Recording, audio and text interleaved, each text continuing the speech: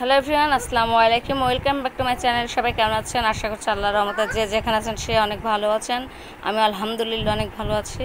তো আজকের রেসিপি হচ্ছে কলার জুস বা শরবত, যেটাই বলেন। এতটা ইয়ামি খেতে, এতটা ইউনিক একটা রেসিপি যে আপনার কলাটা না ফেলে এভাবে আপনারা খেতে পারেন। পরিবারের ছোট থেকে একদম বুড়ো পর্যন্ত সবাই খুব এটা চয়েস করবে, এটাকে অ্যাকসেপ্ট করে নেবে, এটাকে গ্রহণ করবে। তো আমার মনে হয় এটাই আপনারা একবার হলেও ট্রাই করবেন সবাই বাসায়, আর ছোটো বড়ো সবাইকে খাওয়াবেন। তো উপরে আপনারা পুদিনা পাতা দিয়েও আপনারা ডেকোরেশন করতে পারেন। এখন আমি ডেকোরেশনটা করলাম না, কারণ পুদিনা পাতাটা সবসময় পাওয়া যায় না। আর ওটা এমন কিছু না, ওটা জাস্ট একটা ডেকোরেশনের জন্য। তো মূল হচ্ছে এই জুসটা। তো আপনারা অবশ্যই খেয়ে দেখবেন, আপনাদের ভালো লাগবে। তো চলুন আমার রান্নাঘরে আমরা কীভাবে জুসটা করেছি সেটা আমরা এক পলকে দেখে আসি একবার। চলুন সবাই।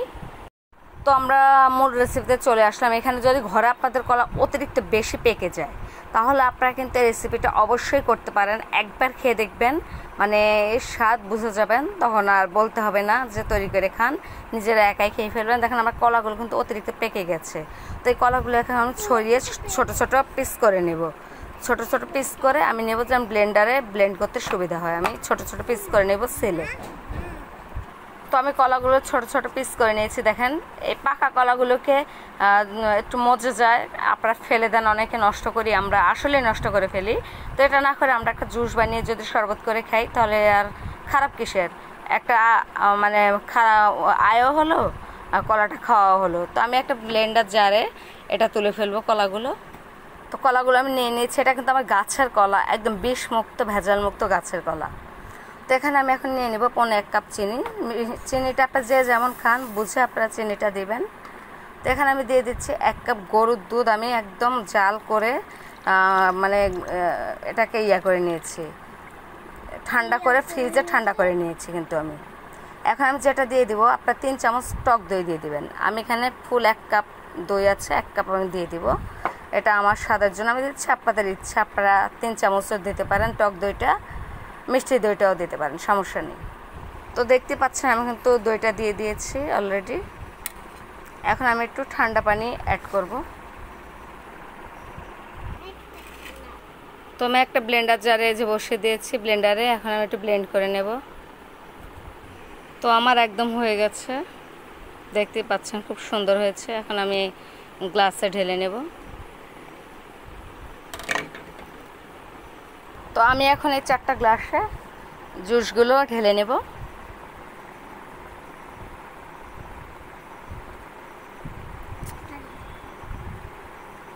এক এক করে আমি ঢেলে নিচ্ছি। আপনারা চাইলে সাগর কলা দিয়েও করতে পারেন, এটা সবরি কলা।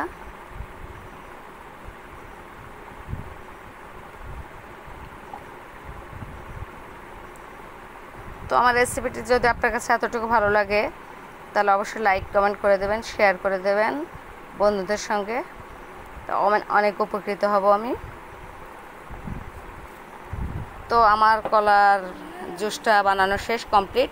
আপনার উপরে আইস দিয়েও খেতে পারেন, যেহেতু আমার সব ফ্রিজের ছিল, দুধ আমার পানিটাও সব ফ্রিজের ছিল। এই জন্য আমি আইসটা মিক্সার করছি না, আমার বাচ্চারা খাবে, অতিরিক্ত ঠান্ডা লেগে যাবে, বৃষ্টি হচ্ছে।